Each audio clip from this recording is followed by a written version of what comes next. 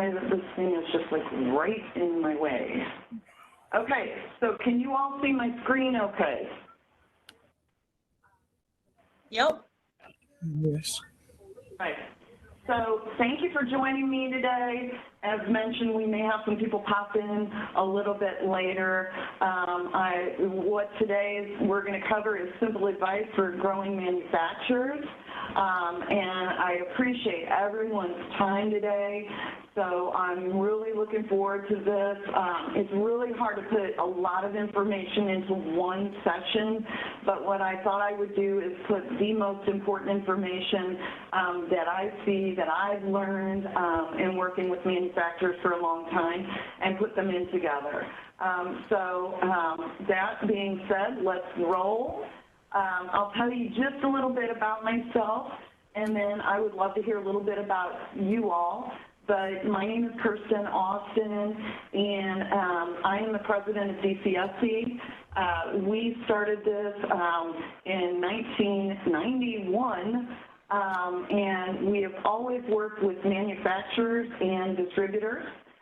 We developed our own warehouse management and shipping solution that also provides real-time information on inventory control for manufacturers, as material issues to work orders, etc.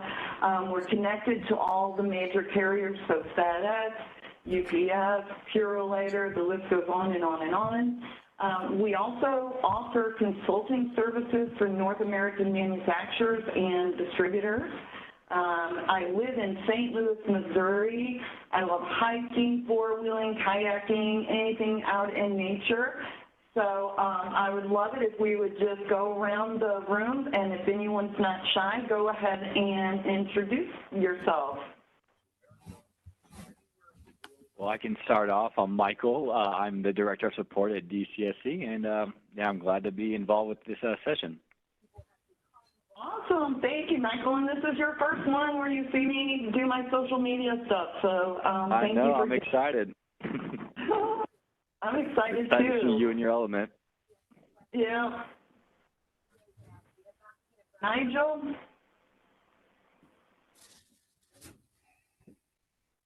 Beth, does anybody want to introduce themselves? Oh. Sorry, Kirsten. It's Nigel from South Wales. It's a wet South Wales. It's dark, it's evening time, and I'm just sitting in one to give you a bit of support and also to learn a little bit about American manufacturing. Thank you, and thank you always for your support, Nigel. You really mean a lot to me personally. And it's really cute how you support, U.S. manufacturing and join our Twitter hour each week and just everything you do. So I appreciate your time because I know you're super busy, but you make everything a lot more fun. Anybody want to introduce? Oh, anybody else before we keep moving forward? Don't be shy. If not, it's okay. I get it. I'm Beth with Home Building Solutions. We specialize in custom home remodeling. We're in Metro Detroit, but I do live in Michigan and work remotely. I'm sorry, I live in Vegas and I work remotely. Which that's got to be nice living in Vegas, for sure. A lot warmer than Michigan. Look at this. It's sunny. It's beautiful. I'm telling you, next time I go to Vegas, I'm looking you up. You know we're going to have a lot of fun. Oh, yeah.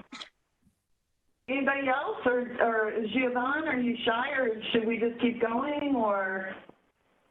You just keep going. I want to learn. This is a learning session for me. Okay. Then we're going to do that. Okay. Thank you. All right, so we're talking about manufacturing, and the very first thing I'm going to go into is materials control. I'm going to ask y'all, what does it mean, and why is it important to running a successful manufacturing business?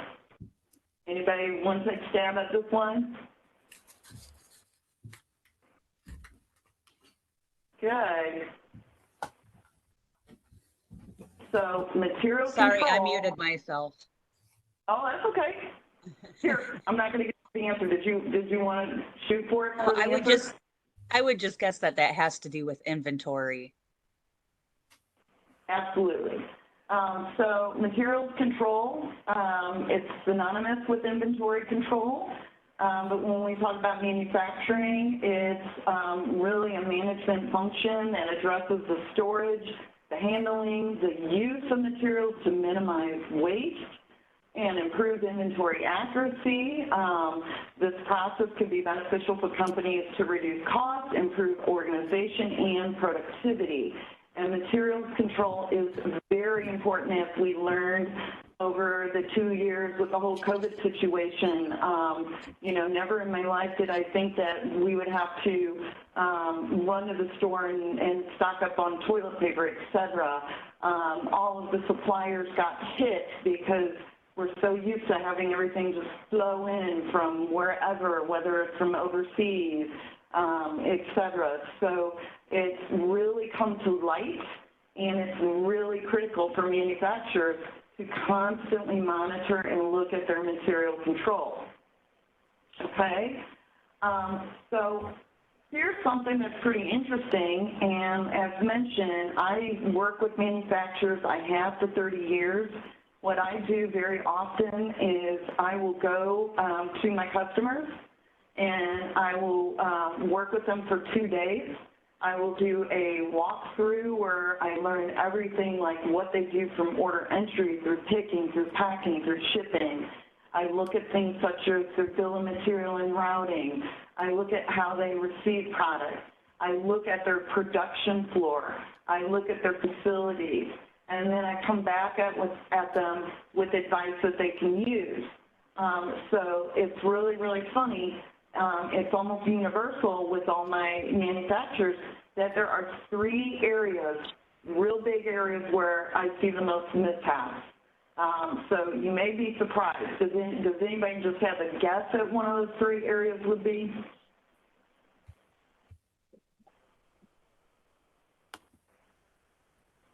All right. We're gonna get to the bottom of it. I'm sorry, I don't. Okay. So this may sound minor, but this is extremely critical. Dirty data is a deal breaker for manufacturers. It's also a deal breaker for inventory, for distribution companies, et cetera.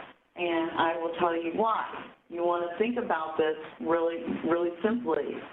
If you have item masters that are duplicate part numbers, or they are obsolete, or let's say that you just let anybody enter the bill of material into the system and it's wrong, what do you think happens even if you have the best software system in the world, the best automation, you're scanning things throughout the process? Well, what happens is your data is not going to be trustworthy data. It's going to cost you money. It's going to cost you time. If you're running any kind of MRP, which is material requirement planning, or DRP, which is distribution requirement planning, those systems are looking for your base data. And if that base data is inaccurate, you got problems. So this is just, I know it sounds like a gee whizzer, but this is also in any system. Look at your customer master, look at your inventory master. If you have one thing wrong in a ship to address, unless you have shipping software that picks that up and corrects that for you, you could lose a whole shipment.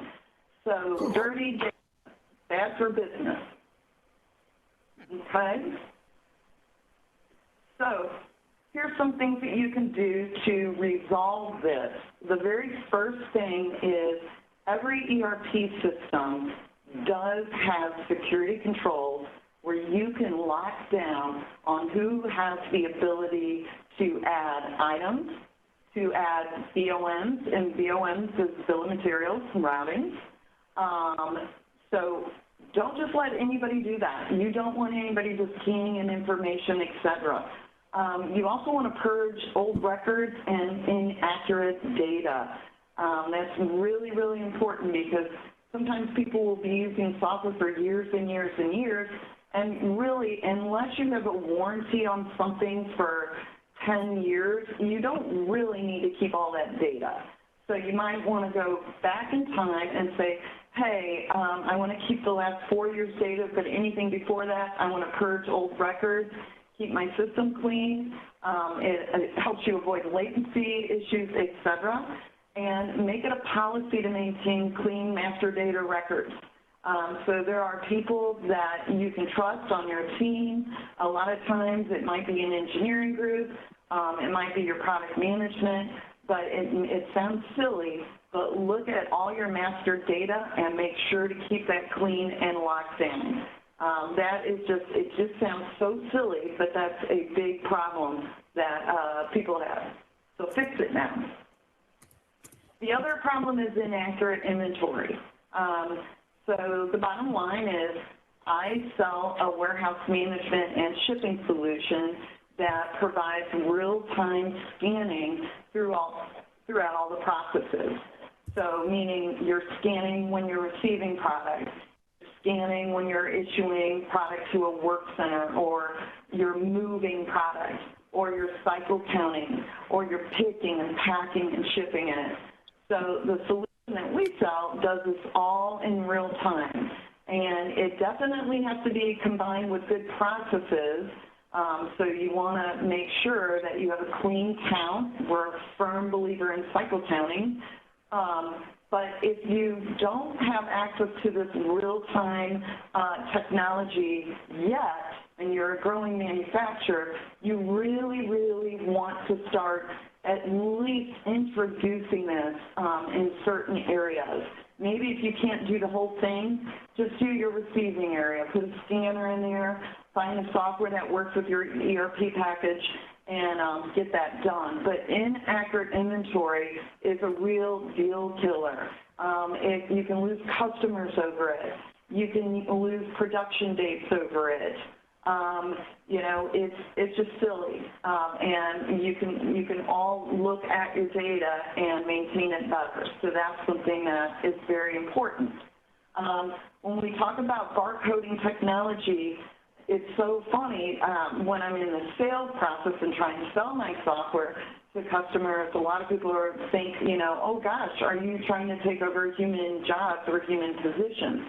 I can tell you this, absolutely not, because if you talk to any warehouse personnel or plant personnel that has to take a piece of paper, write something down, walk over to the system, enter the information later, go through a big process, or look at a work order traveler, or look at all of this paperwork, yeah, a lot of times, they are my best advocates. They're like, heck, yes, we want to get the scanners in. It saves time for everything, for cycle counting, for receiving. It keeps your inventory nice, fresh, accurate, and most importantly, if you're doing things in real time, you don't have that gap of time, you know, where let's say, your purchaser's about to purchase new inventory, and he thinks you have a certain amount, and you actually don't have that because you haven't keyed it into the system lately, so you kind of get the point. So I highly recommend investing in barcode technology and getting rid of all those manual processes, et cetera. So go technology. We talked about it last year, that technology is really, really good for business when used properly, but sometimes I also think it's too much. So enjoy your weekend, but use technology in your business. The other thing is shipping errors. This is huge for manufacturers, and this is just absolutely it can be avoided. And we all have been there where we're waiting on a package. We order, you know, something. What did I order the other day? And my neighbor got it. And it was embarrassing. Oh, I know. It was, I don't know if I should say this on the recording, but I ordered bras, and I was looking for them every single day, and my neighbor, called and said, you got a package, and, thank God they didn't open it, but, it kind of made me think, I put in my address correctly, why are they, shipping this to my neighbor? Think of this on a big scale. Think of it as a really high-end product if you're a manufacturer and you're sending out an engine and you send it out to the wrong place, or you don't send it out on time. So there's a lot of reasons shipping errors occur. It can be, and Michael knows this because he works with our customers and when we implement DC Warehouse, but, if you don't have a barcoding system, and you're not, scanning the data and making it goof-proof, you could be picking the wrong product. Your products may look exactly the same, or you could be shipping it out to the wrong customer or to the wrong shipping address. You could, there's all sorts of things. When you're dealing with the big guys, a lot of my manufacturing and distribution customers realize that when you're playing with the big box stores, like the Amazons of the world and the Targets of the world and the Walmarts of the world, you have to have those shipping labels print out exactly perfect and your data exactly perfect, or you might get a big ding. So really looking at your shipping and making sure that you're checking everything before it goes out. And when I talked to a friend of mine that just started his own manufacturing business, and he's not ready, for all the technology that we offer yet. But I did give him some pointers, and I said just double check every shipment. Even if you have a human being that is the checker and the blesser, just compare the item. Yep, this is right. This is on the packing list. This is it. This is that. Look at the address. Everything goes. Boom, go. It will save you so much time and money. It's really funny. Well, it's not funny, but shipping errors cost manufacturers tons and tons and tons every year. It's bad. They cost you lots of future orders, chargeback, expensive return processing. Think of that, customer return. Customer calls, hey, you sent me the wrong product, and so then you say, okay, we'll ship it back on our dime. Boom, you're charged again. As a manufacturer, you're paying for shipping twice, and probably 3 times because you're going to ship them out the right product, at that time. Then you're going to have people check in the goods. So then they're going to have to look and see if the goods are good before they put it away. So really think about shipping errors and what you can do to reduce those. And that's pretty important. And then just also think about the fulfillment time that it takes to ship stuff out at the first place, and then shipping expenses as well. And we all know that shipping is going up and up and up because of gas and political issues in the world, et cetera. So we've all learned a lot. So it pays to have the correct procedures in place. If you can't afford the technology at this point in time and you're a smaller business, make sure you have it is worth the time and worth a team member to sit there and bless any shipment before it goes out. So that's a big thing that can help you. People problems. Oh, boy, have we not heard about a lot of people problems, especially the last couple of years. It was the big awakening where a lot of people were like, hey, I've been working from home and, it's less fuel to drive to and from work, and I kind of like to hear better. And, distributors and manufacturers had to be deemed essential to stay open, and a lot of people quietly quit their positions. A lot of people, got disheartened with their positions. And I'm here to tell you, you have to treat people right. You have to be honest with your team. It is hard. I am a company owner. It is the worst. I hate when I have to let someone go. It is the worst. I can't sleep the night before, but you have to have the right people in place. One rotten apple can kind of ruin a whole bunch, and you also have to constantly attract new talent and make sure that they blend in with your team as well. And you want to ensure that people are productive, and you want to make sure that they are safe in every form of fashion. So this is a really common theme. I've visited 4 different companies in the past year and a half, and one of the huge problems that they had were bringing people to work in the warehouse, bringing people to work in their plant, attracting new talent. A lot of my companies have people that were aging out. You know, eventually I want to age out. I want to retire. You know, so we got to figure out ways, how can we pass the torch, how can we grow our business, et cetera. So let's talk about how we fix people problems. I mean, we won't be able to fix the whole world, but let's talk about a couple things that manufacturers should think about.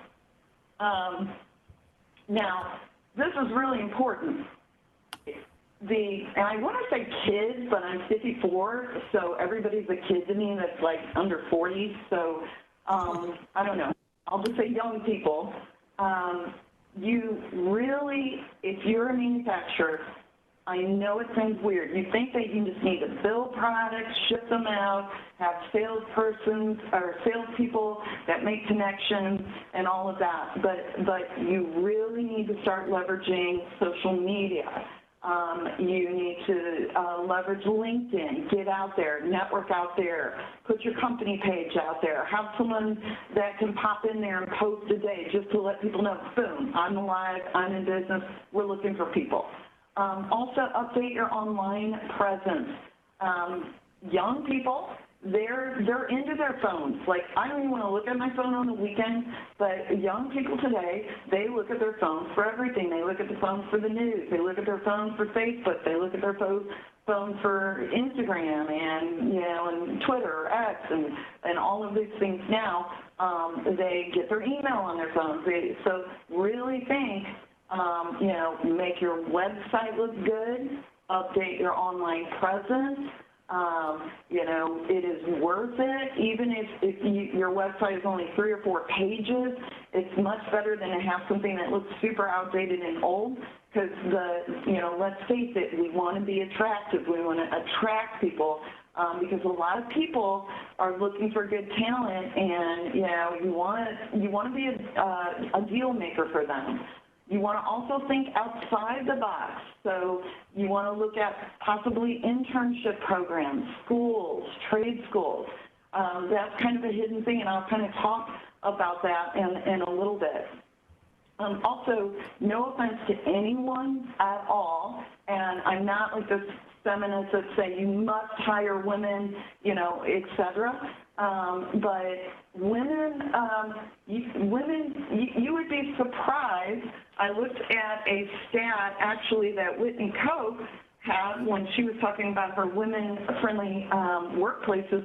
But what we looked at was in 2021, women made up 47% of the American workforce, but only 30% were employed in manufacturing. So think of that. Why?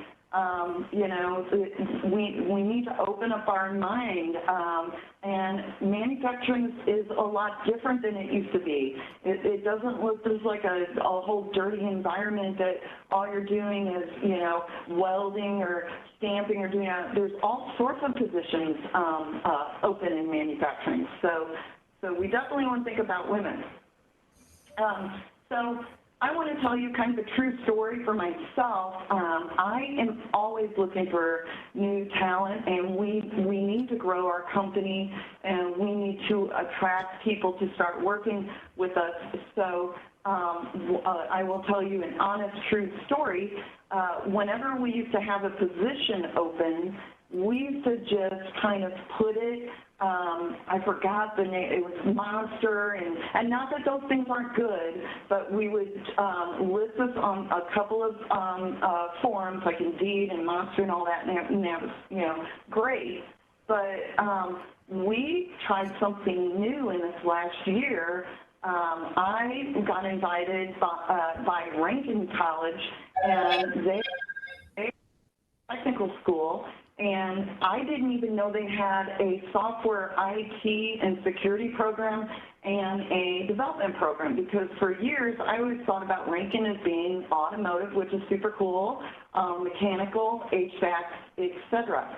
So I got invited to go to Rankin, to go to their technical fair, and everything that could have gone wrong that day went wrong. They put my booth in where the whole automotive sector is, so I kept looking at the kids. I had sandwiches. I was like, how to attract these young people and get them over to my booth? And, you know, all of these kids came by, and they're like, you know, all of the technology companies are in building B. I'm like, oh, great. Yeah, so even through that mishap, I was able to get in contact with the university instructor, super nice guy. He asked, hey, oh, I'm so sorry. Let me get some of my students who will come by your booth, you know, because here I am. I've learned a lot about automotive. It was fun still, but, you know, I kind of wanted to hire some people for my company. But he brought his students by. Then I actually came into his classroom. I explained what we do at DCSC. I answered questions, etc. And we hired several people from Rankin, and it was a really good experience for me. So this was something new I tried, to think out of the box, like how can we get some younger people in here, and it works. So think about your local technical schools. Think about that.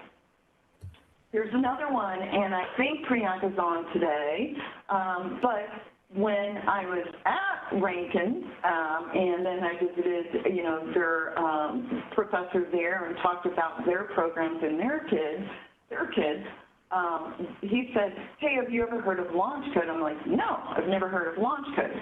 Well, I mean, I wish I would have known about Launch Code, but Launch Code is another, more of a technical school. And what they do is a lot of people have already been in the workforce and they want to move into software development, so they go to Launch Code to learn coding, etc. So I called Launch Code. I made great friends with some of their instructors there and some of their leaders. They invited me to come for a day and do mock interviews, and I said, wait a second, I get to interview like 12 people and give them feedback on how well that they interviewed, but I also am open, like if I want to hire them, I can hire them, and they're like, yeah, you sure can. I'm like, of course I'll spend half the day going to Launch Code, and it was good for the students. It was good for me. We thought outside of the box, and we just, you know, we don't just accept anybody here at DCSC, but we're super excited because we got our first new team member from Launch Code, and I think she's walked in today, but we love Priyanka already. So it's pretty, you know, here's what I'm trying to say. Get out there, talk to the schools, talk to everybody if you've got openings, think outside of the box. Here's another true story. And several years ago, I got a call from a gentleman named Ken, and we were looking for a business analyst. And, you know, so I did the normal things where, you know, what I used to just push it here, push it there, put it on our website. Then you get 10 million people calling you trying to sell you outsource people. And it's like, no, I no offense against outsource people. I'm looking to hire a person for my company, direct hire. But anyway, put Twitter posts out there, and I appreciate all the support. We've got now, I think, like 20,000 followers on Twitter. I know maybe 4,000 maybe bots, but we've met quite a few great friends on Twitter. We help each other retweet their posts, retweet when someone's looking, etc.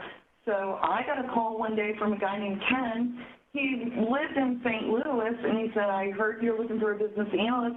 You know, that's all I did was work for a warehouse management, you know, company for years and years and years. And I'm like, well, where are you located? St. Louis? How'd you hear about us? He goes, a friend of mine saw it on a Twitter post. So again, think, promote your business, stretch out the olive branch, tell everybody if you're looking. It's really important to have that online presence and leverage social media. So I think y'all can do it. So now let's say you hire your team members, okay? We talked about this in the past, that, you know, it's really hard to find good team members. You definitely don't want to lose, you know, your good team members. You need to be honest about things as well, because I think sometimes what people that are not employers don't understand is that, you know, for instance, this COVID situation, that hurt a lot of businesses. It hurt their sales. It hurt their revenue. Pricing has now gone up. You would think that pricing would have gone down, but now, I don't know, for whatever reason, you know, thank God I negotiated my rent here, you know, before that whole situation happened, because we've been here for 20 years, and I wanted, you know, to negotiate and get us in here for a good time. But warehouse space is going up. Taxes are going up. I know I probably shouldn't say anything. Every time I say taxes, I just taxes. But taxes are going up. And team members don't understand this. When you bring someone on your team, it is not just their salary. You know, in the United States, I don't know if this is like elsewhere in Wales or UK or Italy, but, you know, we match people's Social Security, and we match people's Medicare and Medicaid. So, you know, that's money straight out of the gate. There's also medical. There's also dental. There's also the technology, you know, to put a phone in their hand. There's training them, et cetera. So it's got to be an even kilter. You have to be honest with your team members. You have to, you know, be honest on what you can do. But here are some things you can do if you want to keep really good people. The first thing is don't wait every 6 months for a review. I have seen people run their business, and it's goofy. It's like they don't even talk to their team members and employees. I already know if you have a happy team and your people are happy, that makes your customers happy, that makes everybody happy. It's good for the bottom line. My team members, you know, I saw something that someone put on LinkedIn that said they're so tired of hearing people saying their team is like the family. My team is like my family.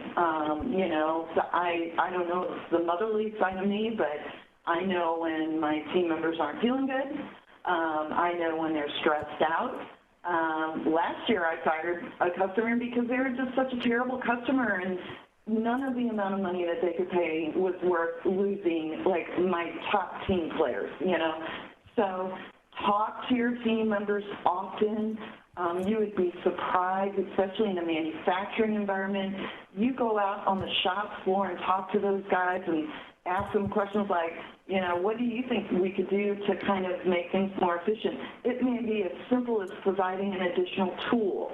It may be as simple as, you know, an idea of moving a station from here to here.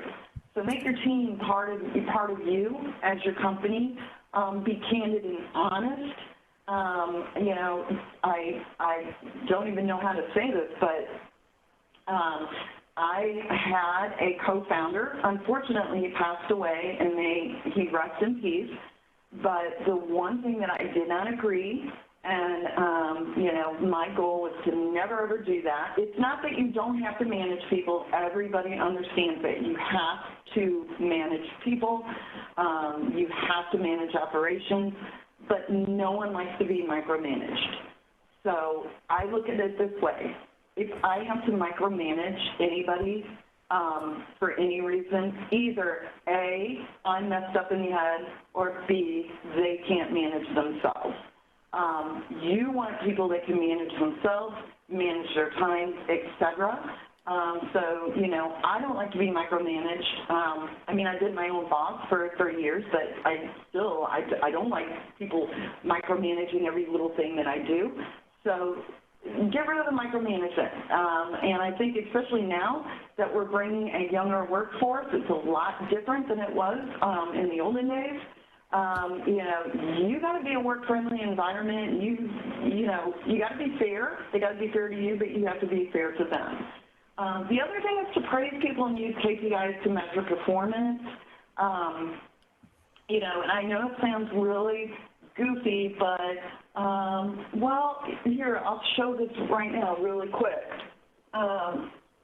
Yeah, we had construction for 2 weeks and 10 million things going on, and then I had like a customer update, and WebEx changed the whole user interface because I tested it the day before, and then that day I'm like, oh, I couldn't find my buttons, and I freaked out. We got through, but I had 41 customers on it.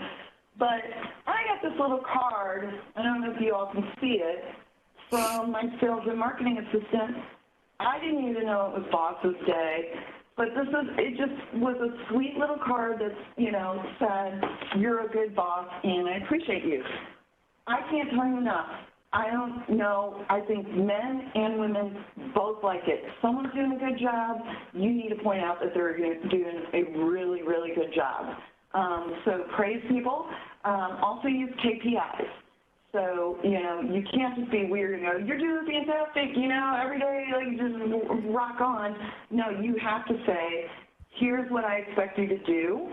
Here's where I expect you to grow. This is what you need to do to perform for all of us to do good. And then you need to go back and measure that. So KPIs are very, very important. And then the other thing that I really highly, highly recommend, and nobody thinks about this, especially in manufacturing, is cross-training people, okay? And let's look at it this way.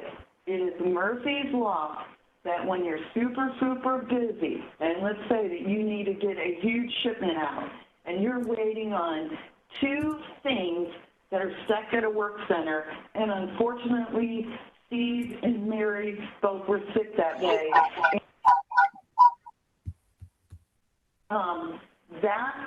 That is not good business. So some of my best manufacturing customers and distribution customers make it a point to cross-train their people. Very, very good. Not only is it good for you for a business because it makes you a little more flexible, adaptable, on the flip side, it makes it a happier place for humans because, look, if you do the same thing all day, like let's say you work on the stamp machine and maybe do something else, you know, that's going to get old. But if you can do the stamp machine and then you can also work this machine and that machine and kind of switch between your jobs, you know, that makes for a happier work environment. So cross-training is really, really important. Okay?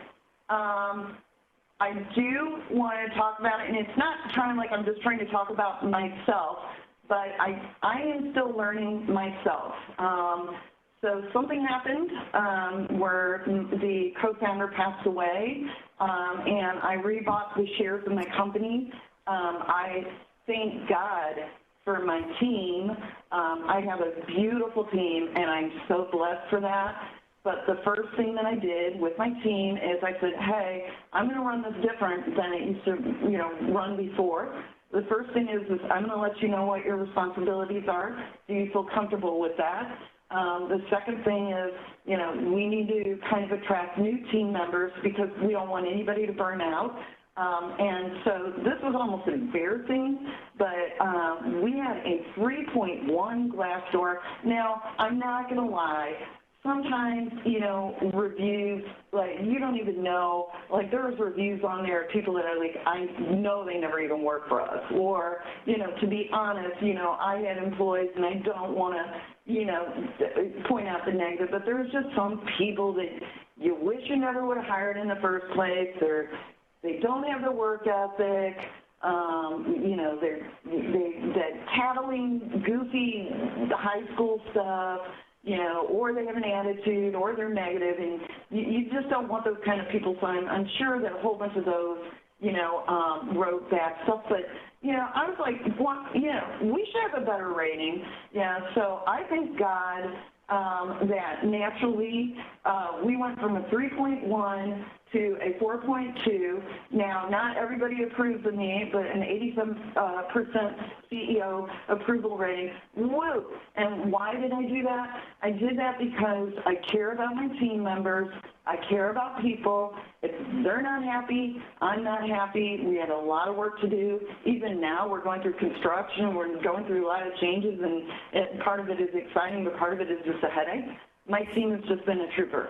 So take care of your people. Think about it. It's a two-way street, but it's different. We'll talk about women. Again, you know, I'm not just this, like, kind of, you know, pro-woman, you know, just only hire. I mean, you hire who is right for the position and who is going to be a good team member and work well. But you would be surprised that as women, we're caring. We know how to multitask. You know, I've got a little sign that said that I'm not bossy, I'm just aggressively helpful. But, you know, in general, you would be surprised, you know, what putting some women into positions that you might not have thought about them before for your manufacturing. Women also are good with compassion. Sometimes, you know, you need someone that's sympathetic. I'm not saying that men aren't, because I know some of the most loving, most wonderful, compassionate, empathetic men. But I'm just talking about there are a lot of good things about women, and it would be nice to see manufacturers kind of opening up the workforce for them, if that makes sense. Okay.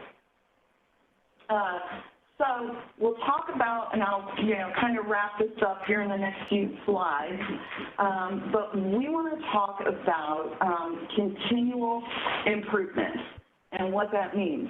So, you know, and anybody can jump in at any time, so don't be shy. So, but basically, think of continual improvement this way. Mo, stop. If you do the Big Bang Theory with a job, you know, let's say that you want to start introducing technology into your company, and you say, hey, John, Fred, you know, Tina, Amber, we're going to automate, you know, receiving and picking, packing, shipping and moving, and cycle counting, and all of it, and we're going to do it all at once. Probably not a good idea, okay? Because either that project is going to blow up in your face, you know, either you're going to get a little bit of fear from everyone, you know. So think of things more like continual improvement. Start with one area. So let's say that you want to introduce automation.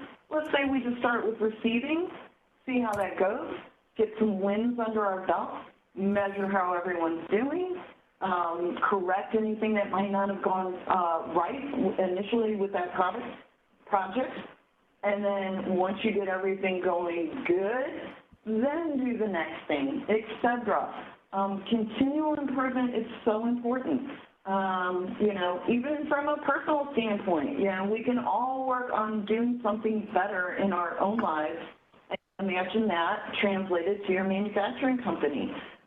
So always do a little bit of continual improvement. Get feedback from your team. Measure productivity along the way. So you want to say, hey, we want to improve this. Well, first of all, how are we going to do it? Talk to your team members. Make sure they're all on the decision-making team if you're getting new technology. Say, hey, when do we want to do this? Do we want to do this in 90 days? Okay, work with a company like ours that has good project management that says, okay, in order to get this done in 90 days, this is what we have to do.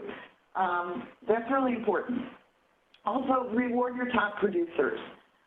We have distribution companies that look at who picks and packs and ships the most shipments out a day, and they do really nice little things for them. And even if you know, let's say you're not having the best year in the world, and like I said, this COVID situation has hit a lot of people really hard, a lot of companies, but just a lunch, or, you know, like the other day, you know, Susan, my assistant, well, usually, you know, when she's not here, I'm like, I keep calling her phone and she's not there, and I have to forget she's not here. But it was a really nice week, and it was loud because of construction, and she's like, would it be cool if I took a couple of days off? I'm like, yeah, I mean, I'll miss you, but do it. A day off, a little Target gift card, you know, just anything. Just look at who your top producers are, and then also train your middle management to do that as well, especially if you're growing. You want to train your middle management tier because eventually you're going to have to pass that torch to them. You have to train them your ways as well, you know, and kindness and rewarding good behavior goes so far. So listen to your team, manage new projects and phases, measure productivity along the way, and reward those top producers. That's all I have for you today. I could talk for like a whole day, but I know that y'all are probably busy. I hope that you learned something. The session will be recorded and we'll send it out to everyone. But does anybody have any questions at all for me related to manufacturing or distribution or continual improvement?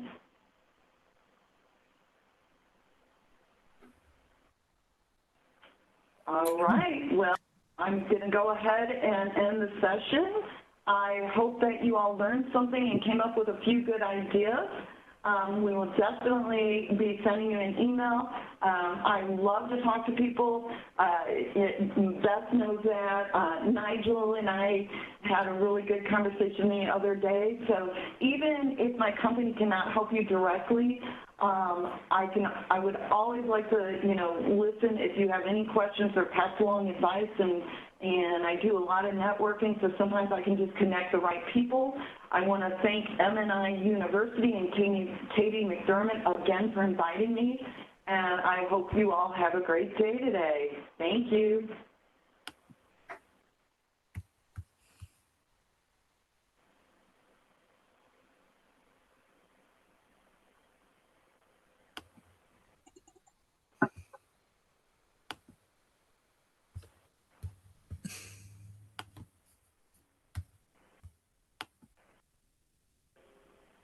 Thanks, Nigel.